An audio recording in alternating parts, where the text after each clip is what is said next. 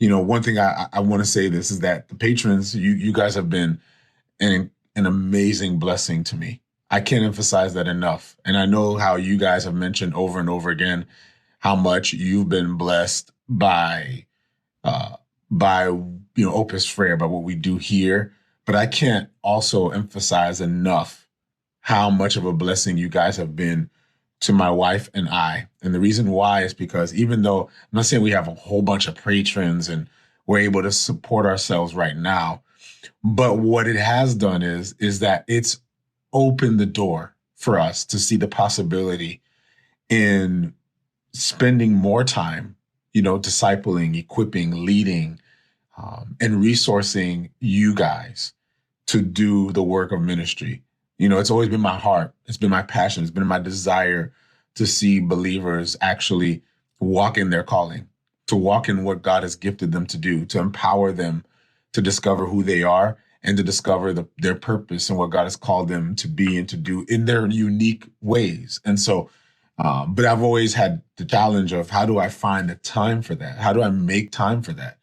I still have to support my family. I still have to support, um, my wife and my kids. And so I would love to say and to do this, but I didn't see the possibility there, especially with all the other demands that I have. But this has opened the door. Yeah, there's just a few, not too many of you patrons right now, but those who have committed to Patreon, I want you to know that you are an amazing blessing to Vanessa and I, because what you've done is that you've shown us that there is possibility. There's an opportunity for us to actually devote our lives to this and to commit our lives and our time to this. And so I say that all to say, thank you so much for your support. Thank you I know you don't think $10 is a big deal, but it speaks volumes to us, because what it does is it says to us, you know what, we're on the right track. That's what it says. Maybe we're not there yet, but we're on the right track and we're headed in the right direction. Thank you so much, Asia. Thank you so much. I'm believing in the Lord for that. Truly, I'm believing in the Lord for that, because if there's anything that's limiting right now, what we want to do for the kingdom, it's just getting the resource. And I truly believe that God's about to bring people alongside us to do this work. That God is about to bring people alongside us to resource us and to provide what we need in order for us to fulfill the call. I believe right now we're still in the season of preparation. And so it's just cool that I get to do this with you guys, that I get to journey with you all. This is just the beginning. It just feels that way. It feels that way. It feels like we're just getting started. That's what it feels like. It feels like we're just getting going. And you guys have had an opportunity to be a part of that, to see this thing birth out, to see it come into fruition. And he said, yes, praise the Lord. I'm so encouraged by that. I'm so encouraged by that, Asia. And so I can tell you guys, and this is just, if you know anything about our story, Vanessa and I, if you know anything about our story, what you would know is that we didn't, going into ministry was a step of faith, but it wasn't a step of faith for us until we actually did it. And I'm explaining to you what I mean by that. I guess I could share a little bit of that, and then we can just read a little bit and then just share a quick word. But getting into ministry was a step of faith for us. And I say that before it was a step of faith, it was a step of faith. It was a step of faith before we even knew it was a step of faith. And this is why I say that, is because when we first decided, hey, you know what, we're going to get into ministry, I decided, hey, it's time for me to transition out of my job. I was a full-time professor at the University of Miami, full-time faculty member at the University of Miami. But the Lord was compelling me. At the time, the Lord was doing a work in my heart. He was doing a work in my soul. There were nights where I couldn't stay up because I had this desire and this passion to share Jesus with the world. That was all I was about. And so it became really challenging for me as I was doing ministry and also at the same time teaching full time, that I just didn't have the ability. I didn't have the resource. I didn't have the time to really do it. My marriage was being affected by it because I was working as a full-time professor. I was working as a full-time economics consultant. And at the same time, I was doing ministry on the weekend. So I didn't have time for marriage, didn't have time for family, didn't have time for anything. And I just felt I was being pulled in so many directions. And I just prayed and said, Lord, what do you want me to do next? What do you want me to do next? And what the Lord revealed to me was that he told me, hey, it's time for you to begin to focus on ministry. And so it was a step of faith for me, because getting into ministry meant for me to downgrade, to lose my job, to leave, our nice little comfortable life. My wife was a mid-level management manager working in corporate for Office Max. And so anyway, long story short, I don't want to belabor the time, but my wife was doing pretty well for herself. And I figured, hey, you know what? We can downgrade, we can leave, and then, get a smaller apartment, maybe move into the hood, do whatever we have to do in order to get the message of Jesus out.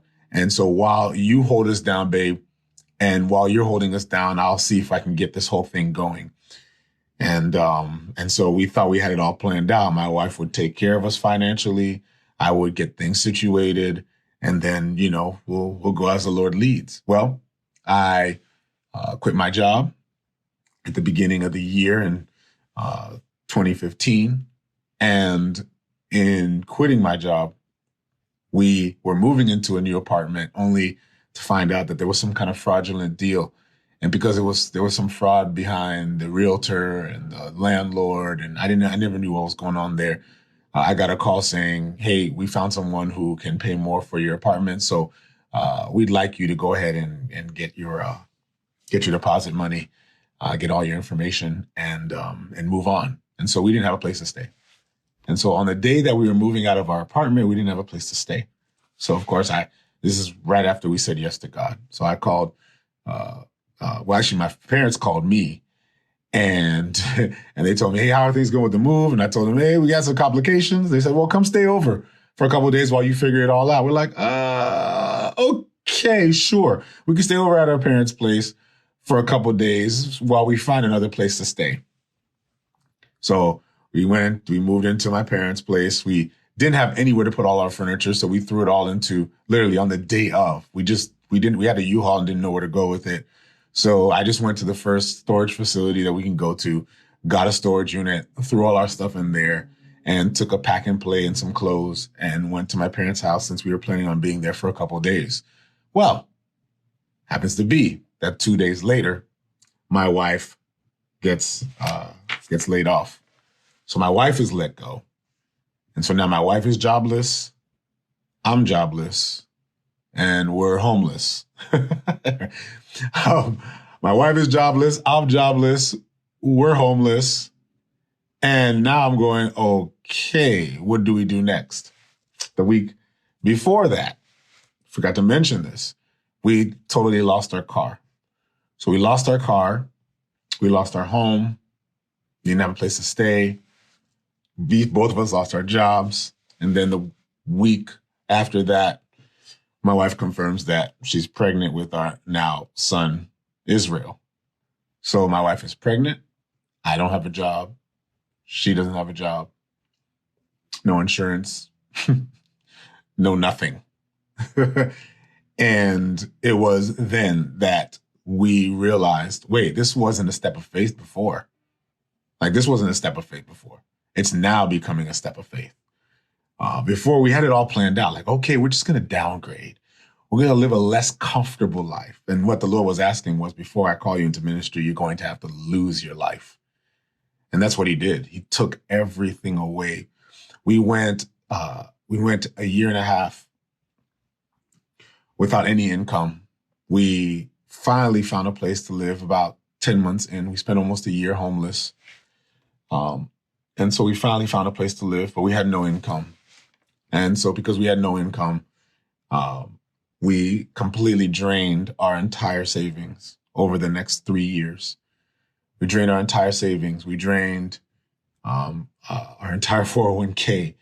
And I remember when we finally got to the end of it all, and I remember we had eviction notices. We were maybe a day or two before we got the sheriff's letter. We had no power in the house. We didn't have any running water in the house. Couldn't afford it. Didn't know what to do next. And here I am saying, God, I said yes to you. I said yes to you, and I have nowhere to go, nothing to do. And it was then that God began to show us what he wanted to do through us. God began to give us small miracles every day, small miracles. I remember right before our eviction letter, uh, I think it was, we owed about $500. I think it was $500 left so we can pay the rent to at least not get evicted. We just didn't know. We were like, I don't know what to do. I don't know where to go. I don't know who to go to anymore. We just didn't want to borrow money from anyone. Uh, we drained everything.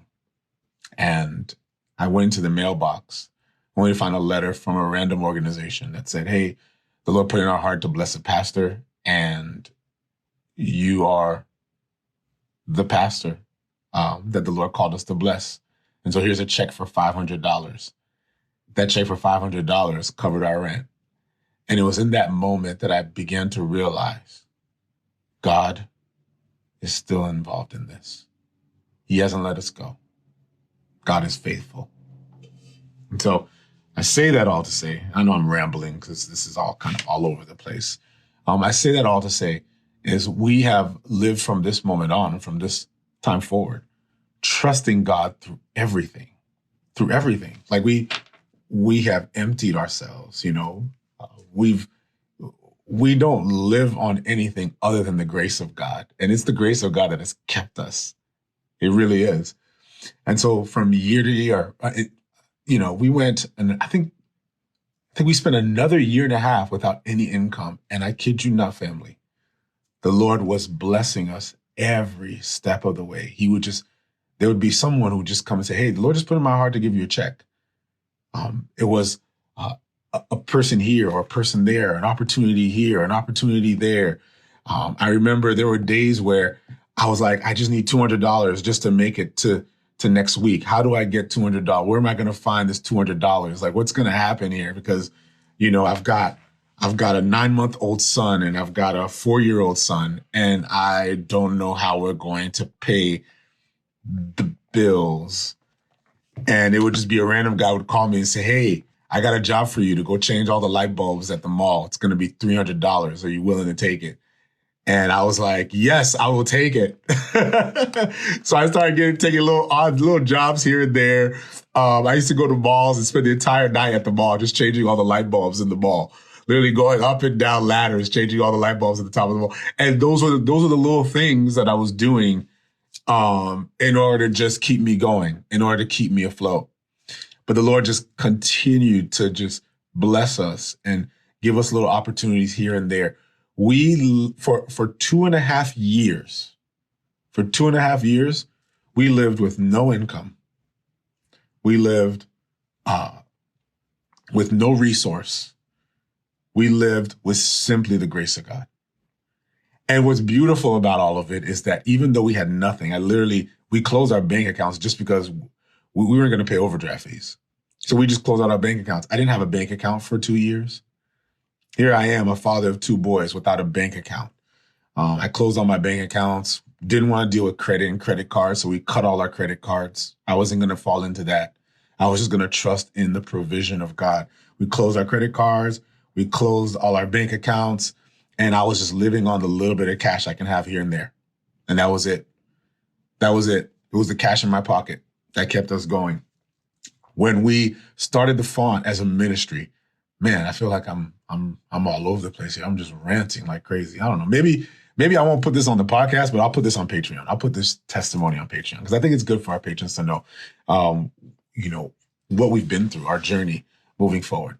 But I remember when we planted the font, it was an online ministry. Just felt the Lord, that was what the Lord was calling us to do. That was the clarity that the Lord was giving us and said, hey, this is what I'm calling you to do. And we stepped into it. We started online ministry. Didn't know what I was doing yet. The Lord was blessing that. He was blessing that. People thought we were experts in this stuff. And I'm like, I don't know what I'm doing. I'm just trusting the lead. I'm trusting God's lead in all of this.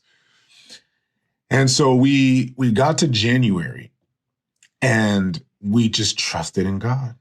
and just believed in the Lord up until January and said, Lord, just help us get to January.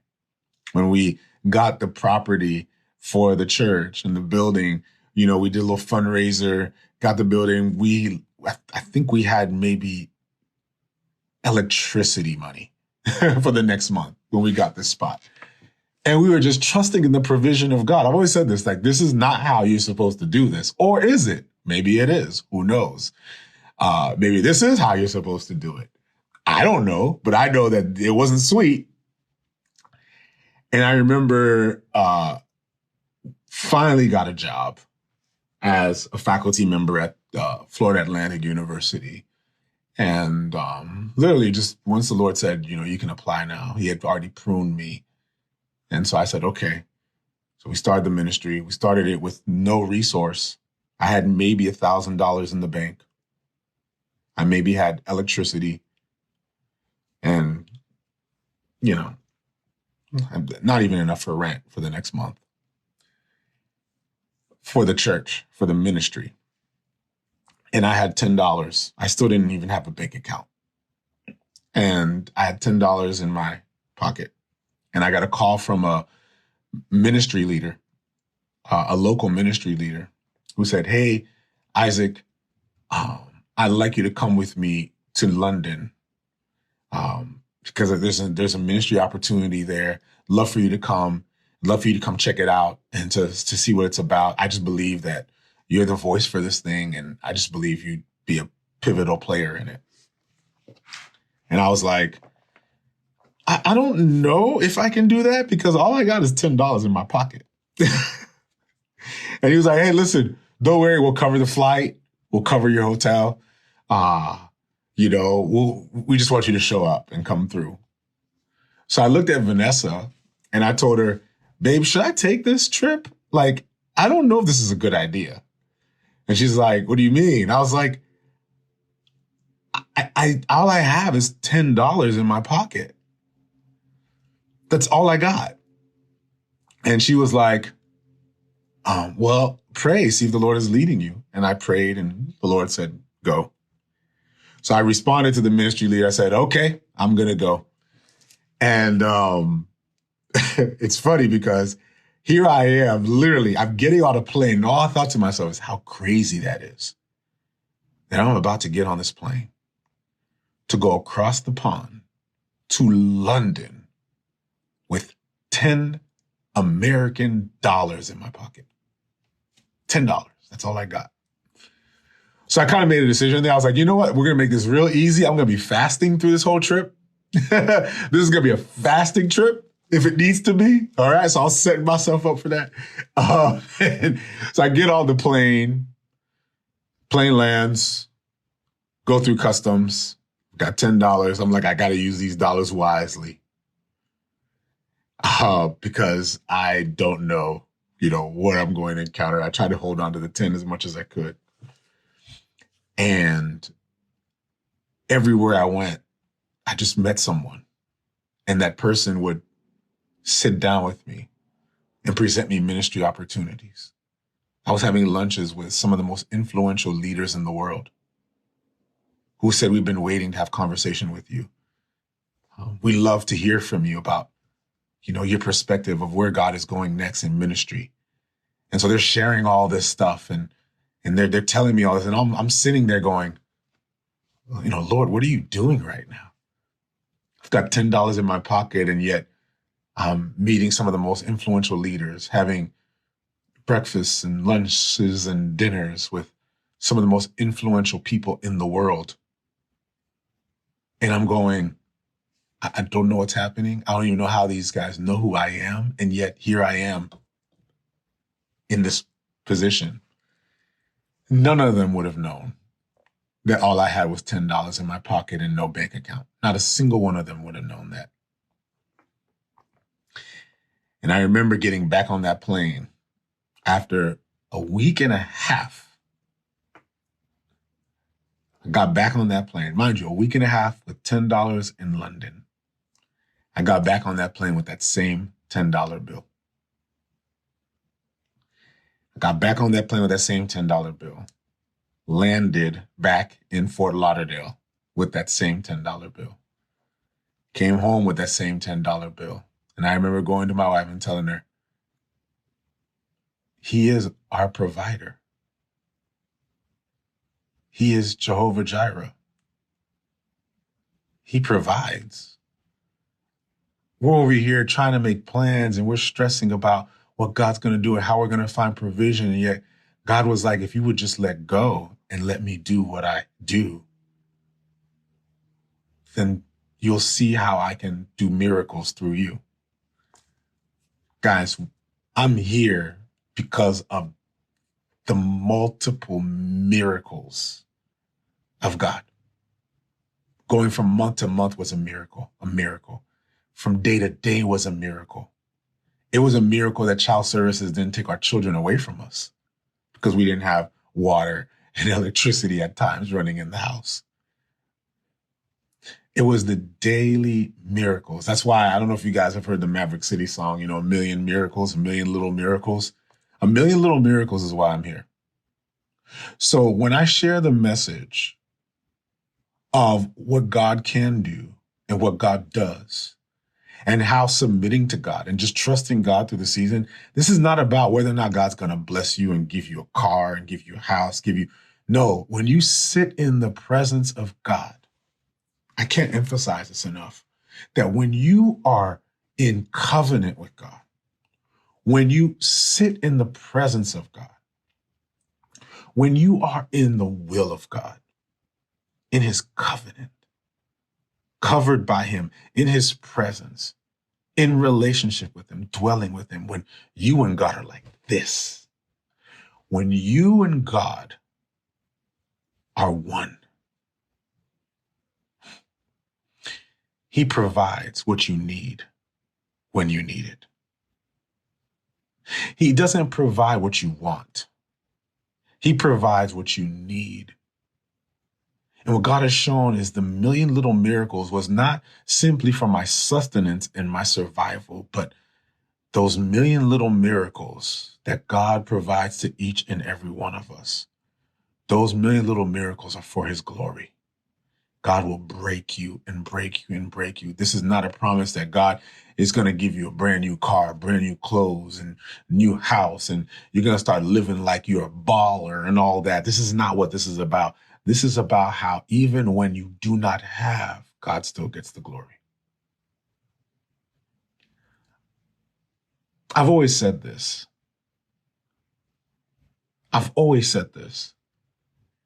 That looking back, some of the greatest things, the greatest miracles, the greatest experiences happened in my time of lack. Some of the greatest miracles that you will experience will only happen in times of pain and lack. You don't get to see a miracle when you don't have any need. You don't get to see God move when you're not dependent on him. It takes you being at the lowest of low. It takes you being down and out. It takes you being at the bottom to finally discover, you know what? God is my peace. He is my righteousness. He is my provider. He is my hope. He is my shepherd. You don't get to know that when you don't need him. You get to know that when you need him and when you need him desperately. God will not provide what you want. He'll provide what you need. And sometimes when you ask for what you want, God responds with what you need. And yet what you want may not coincide with what you need. But when you get what you need, sometimes what you need isn't what you want. And then you realize maybe what you're experiencing, whether it is pain, whether it is lack, whether it is disease, hunger, whatever it might be that you're dealing with, maybe God was doing something even in the moment and even in that time to shape you, to mold you, to teach you, to instruct you that apart from him, you can do nothing. You know how you know you got this thing right? You know you got this thing right in your relationship with God when you're not waiting for God to do something for you to truly be grateful for who he is. You know you got this thing right. When you say, God, even if you don't do anything for me anymore, the fact that I'm in your presence and I've been called by your name, the fact that you have given me salvation and hope and joy in you, that is good enough. That is blessing enough for me. That's when you know, yeah, you finally got this thing right with him. I can't say that enough, y'all. That my best days came when I had very little. Because then in those days, I learned how to rest in it. I'm not saying I need to live in like complete depravity for the rest of my life. That's not what I'm saying. But I've always said this, that God, don't let me be so blessed to believe that I don't need you anymore. That needs to be a prayer for each and every one of us. Don't let me be so blessed that I feel like I don't need you anymore. Actually, Lord, if you bless me in a way where I don't feel like I need you anymore, then you can just take that away from me. Blessed are the poor in spirit, for they shall inherit the kingdom of God.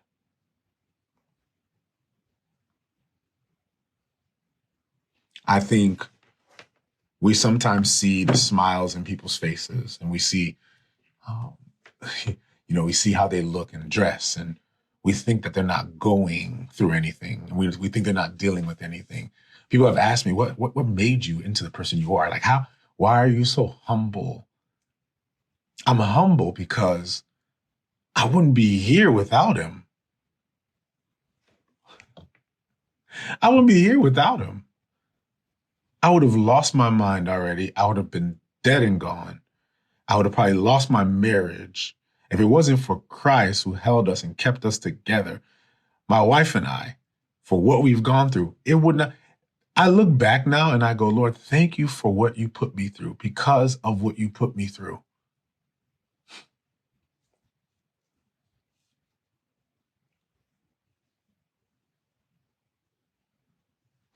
I'm sorry. I don't know why I went this way. And I don't know why went in this direction. Maybe I'll put this on Patreon because obviously we're way over time for our read and rant. And I'm sorry, y'all. I'm sorry if we don't do the read and rant today or we didn't do the read and rant today. But I felt, I don't know, I felt it was important to share that with you all. It was important for me to share that because I think sometimes people will see who you are and they wonder how you've become who you are. I was prideful. I was everything that didn't look like Christ. He crushed me and crushed me and crushed me and crushed me.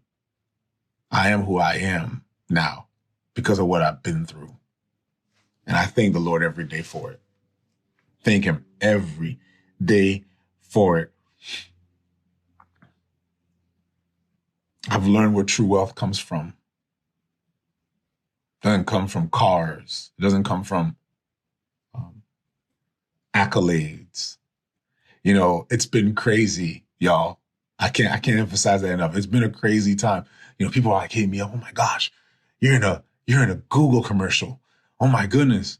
Snapchat's hitting you up and Snapchat wants to put you in a commercial. Like, oh my gosh. Like, wow, look at how God's moving through you. Oh my goodness. You got hundreds and thousands of followers and you've got all this stuff going on. And oh my gosh, like how do you feel? And I'm like how I felt when nobody knew who I was. They're like, no, but it's got to be different. And I'm like, no. Maybe for some people it is. For me, it isn't because I've never lived for it. I've never lived for accolades. I've never lived for a platform. I've never lived for a title. I've never lived for any of that. If anything, the more that I see it, the more I go, oh my goodness, I have a responsibility to carry the banner of Jesus Christ. Like I have a responsibility to lead people to him. Because my life is not mine. My life is his. Like y'all, I go back and I remember the day I gave my life to Jesus. You know that whole statement of giving your life to Jesus. Like when you just think about that for a moment. When somebody says, I was saved. I'm sorry, I'm ranting now. Full blown rant, y'all. Full blown rant. I have a problem sometimes when people say, well, I got saved on this particular day. Or they say, I got saved, on, February 10th, 2018. I'm like, well, yeah, you got saved. But I think the better statement is to say, I gave my life on that day. I died on that day and resurrected to a new person on that day. Too many of us simply are looking for salvation. But are we looking to lose our lives? Like to lose ourselves? To say, Lord, live through me. When I came to Jesus, I wasn't saved that day. When I came to Jesus, I died that day. When I came to Jesus, I wasn't just saved from hell. I wasn't just forgiven of my sins. When I came to Jesus, I died to my old self. And I rose to a new identity, one that is in Christ. You see, here's the thing, y'all. It's not about what you know. It's not about information. It's about sacrifice. It's about the goodness of God that compels us to lose who we are and to take on a new identity in Him. On the day I gave my life to Jesus Christ, I did exactly that. I gave my life to Him. It wasn't, oh, I was saved and now I feel better about being saved. It was, my life is not mine anymore. It's yours. You can have my life, Lord. Like you can have it. It's yours. Do as you please with it. If you want to burn me with it, burn me. If you want to bless me with it, bless me. If you want me to suffer with it, then let me suffer. That ain't our prayers anymore. We just want to be saved, y'all. That's all we want to do. We want to be saved. But do we want to lose our life? Like, do we want to give it all up and say, my life is not mine anymore, it's yours. So if you want to bless me, bless me. If you want to burn me, burn me. If you want to hurt me, hurt me. If you want to give me joy, give me joy. If you want me to weep, let me weep. If I suffer, be glorified in it. Is that our mindset when it comes to our relationship with Christ? I find that people want comfort. People want to be blessed. People want salvation. People want preservation. But a life in Christ is not about preservation. Life in Christ is about sacrifice. It's exactly what Esther said when she said, if I perish, I perish. Huh. We don't do that. We don't do that, y'all. And yet that's what the Lord was doing in me. He was pruning me for that. So now when I see all these things and it's like, wow, Isaac, man, I know you've got to feel like this is amazing. Like God is doing some crazy things, man. Like, oh my goodness, you're getting all these companies and all this stuff. And in my mind, all I'm thinking is this is more responsibility. This is not about me.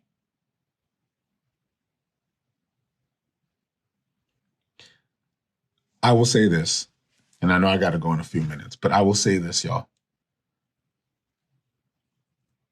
The last 4 years for Vanessa and I has been a beautiful sacrifice. Beautiful sacrifice. People insulted us during those years. People told us, "Are you crazy? Are you stupid? Why would you why would you turn down a job with the FBI? Why would you why would you turn down an analyst job with the CIA? Why would you turn down this faculty position? Why would you let go of this consulting job? Why would you lose all these opportunities? God has more for you. This is beneath you." I remember um, when we were living in that apartment in the hood, we lived right next to a drug lord, like a kingpin, literally a kingpin. And we're in the hood. We're in this apartment complex. It was like, it was as shady as it gets. And I remember a friend of ours coming there and then later on hitting me up and he was like, "Bro, for a guy of your caliber, for a guy of your status, you have a PhD in economics. You you have a master's degree in economics. You have a bachelor's degree in mathematics, physics, and economics. Like you're a man who has so much potential to bring so much contribution to the world, and yet you're here."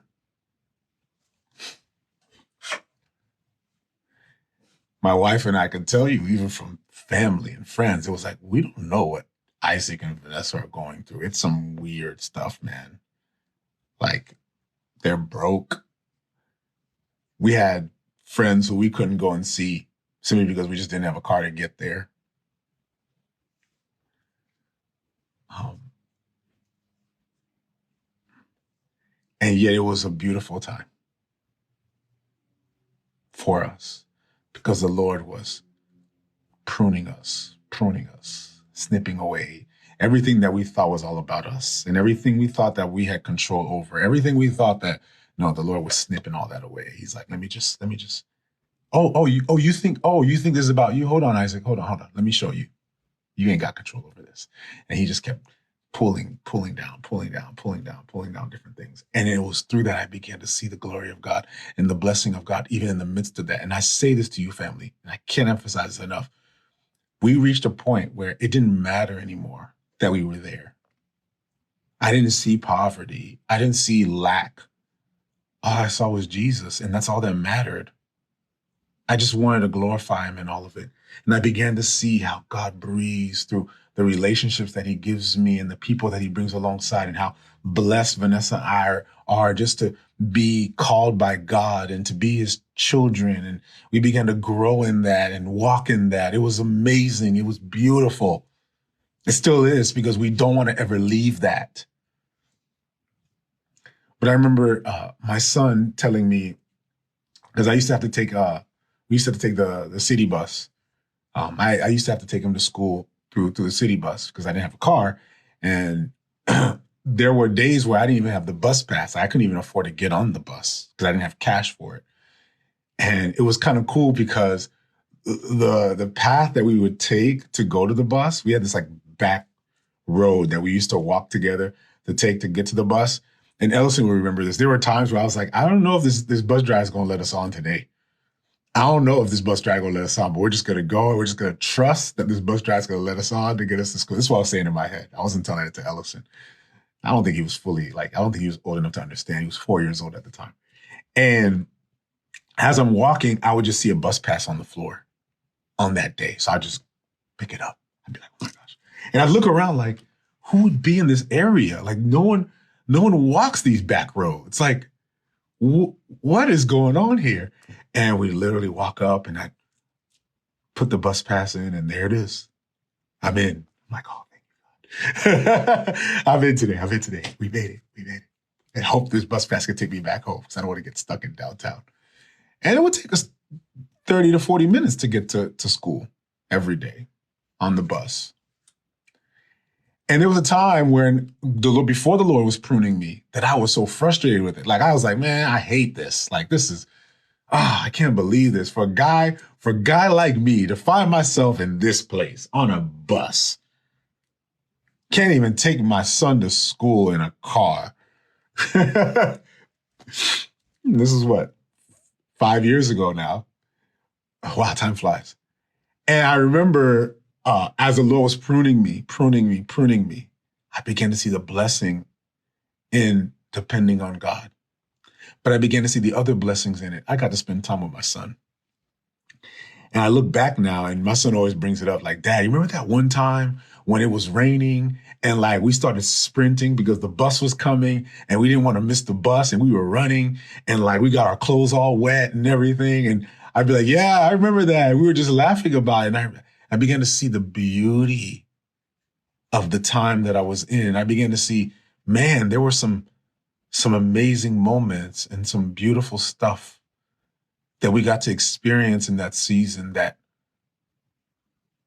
man, I thank the Lord for that. I thank the Lord for that. So I say all that to say, because I know there's some of us here, there's some of you here who you may be going, okay, I don't know how God's going to make a way for me. Here's where true freedom comes from. True freedom is when it doesn't matter if God makes a way.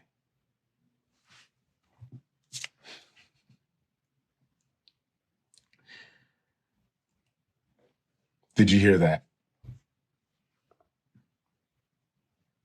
There's some people who are waiting for God to make a way. And yes, God can make a way. But the blessing is when it doesn't matter if God makes a way. You're good right where you are. In the suffering, you're good because you're with Him. In the pain, you're good because you're with Him. You're good right where you are, even if God doesn't bless you again with resource or finance, but He blesses you with His presence. He who dwells in the secret place of the Most High shall abide under the shadow of the Almighty. When He gives us His presence, that's where the blessing is. The real grace comes in you realizing, God, if you don't get me out of this, I'm still good regardless. Like, God, that's where the freedom comes from. True freedom. There's no blessing like it, family. I'm telling you right now, I know some of y'all, there's no blessing like it. It took me 2 years to figure that out. It took me 2 years jobless, 2 years. And in that period of 2 years, there were at least almost every other month, no electricity in the house, no water. We were bringing gallons of water into the house just to make sure the toilets would flush. And I don't know if everybody knows that life. We would go to friends' houses and other places to handle our, hygiene situations.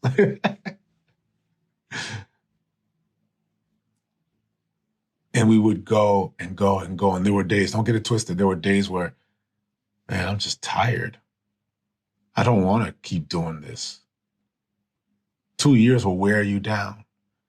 But man, it took, by the end of that second year, when God began to show me how blessed I am to be His son, like how much of a blessing it is just to be His son. It was such a blessing to be His son and to truly find peace and joy in Him that when God started to make a way, I didn't even know yet because I was already good before He made a way.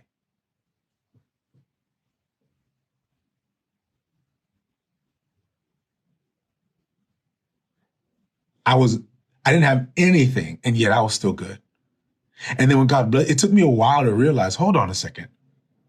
We haven't had to worry about paying for the light bill. Whoa, hold on a second. We haven't worried about an eviction. We haven't seen an eviction notice in months. Wait a second. Wait, hold on a second. It wasn't until like somewhere down the line, a few months in down the line, when I had a little job thing going on, and all of a sudden I'm like, hold on, I think we're good. That's what it means. That's truly what it means to live in that blessing, y'all. To live in that, that's a blessing, y'all. I'm just letting you know, when you can experience that, that's a blessing. I'm sorry, y'all. This was supposed to be the read and rant. I guess you guys will catch it on Monday. This was supposed to be the read and rant. It is not the read and rant. However, I just felt it important and necessary to share it because the Lord is pruning us again. The Lord is pruning us again. When I decided, hey, you know what? I got to stop working again. This was right like early on during the read and rant. If you guys remember, we were doing read and rants, and then there were times where I couldn't do it because I had to go teach a class. And the Lord was pulling me away from that. I remember telling my wife, I was like, babe, I'm going to pull away. I don't know how we're going to pay bills. I don't know how we're going to take care of things, but I'm just going to pull away. And it was maybe a few months later that the Lord just inspired me to, hey, you know what? Just start a Patreon and just ask people to support and see where the Lord leads. And I can't emphasize this enough, y'all. I remember, I forgot who the first person was that became a patron, but I believe it was about 10 patrons in. Just the 10 patrons made me go, oh my God, you got this. You got me. Yes, it was an affirmation from God. Isaac, you're in the right place. You're doing the right thing. Just keep going. Just keep going. Keep doing it. Keep doing it. So when I message you guys on Patreon and I say to you, I don't have the words to fully describe how much I appreciate you. When I say that, I want you to understand, this is just a little bit of the words. I don't have can't fully articulate how much I appreciate you, but it's because of your support. It's because of what you've done. It's because of your commitment. There are those of you that have been on Patreon from the gate. And you're like, okay, it's just $10, no big deal. It's a huge deal. It gets me up to do this and to continue to share the message. And now I'm dreaming about how we can write books and other things. How do we empower people? How do we turn this into a movement? And guys, you guys have made that possible. So thank you. Thank you. Thank you. Thank you. I love y'all. Real talk. I love you. And I want you to know, if I can be a blessing to you in any magnitude near what a blessing you've been to me, I want to be that for you. That's why I say everything in love. Sometimes I speak tough. I know we're doing Bible study now, so it's great that I get to share more on Bible study, but I can speak tough sometimes. But it's because I love y'all. I love you guys very, very much, and I'm grateful for all of you. Thank you so much. This was a relate and rant. Yes, that's good. This was a relate and rant. I don't know. Maybe I'll put it on the podcast. I don't know. I don't know if I want to put this on the Read and Rant podcast. Maybe I should. Who knows? But I'll definitely put it on Patreon. I'll share it with you guys because I think my patrons need to know a little bit about it. This is just a little snapshot of our story. But I think our patrons should know how we've got here. So yes, I know what it's like to have nothing. Okay, family? I know what it's like to have nothing. I know what it's like to have nothing for a long time. But you guys are a blessing to me. I can't say that enough. I'm here because of the Lord, but it's your obedience to the Lord that is what kept me here and kept me going. Thank you. Yeah. Thank you. I don't want to get emotional, y'all. All right, let me stop. You guys gonna get me all messed up right now. I don't want to do that. But thank you. And I'm one of the things that I'm doing now is I'm praying for each and every one of you. And I see where the Lord is taking things now, and it's moving in a way where the Lord keeps expanding the platform, expanding the platform, expanding the platform. And all I can think to myself is, man, Lord, you brought these people alongside me to make this possible. So thank you. Really. Bottom of my heart. I will see you guys on Monday. I will see y'all on Monday, y'all. I didn't think we were going to go here. This was not the plan. We were supposed to do Psalm 101, but we didn't. So we'll do Psalm 101 on Monday. And we should be almost done with Psalms. We'll be done with the Psalms next week. And so then we'll move into Proverbs. But yeah, man, I love you guys. Really do. But yeah, I'll post this. I'll post this on Patreon. I don't know yet about the podcast, but I'll post it on Patreon. All right, y'all. Love you guys so much. Again, click the link in bio if you want more information, want to learn more. But thank you all. Love y'all. God bless you. Peace out.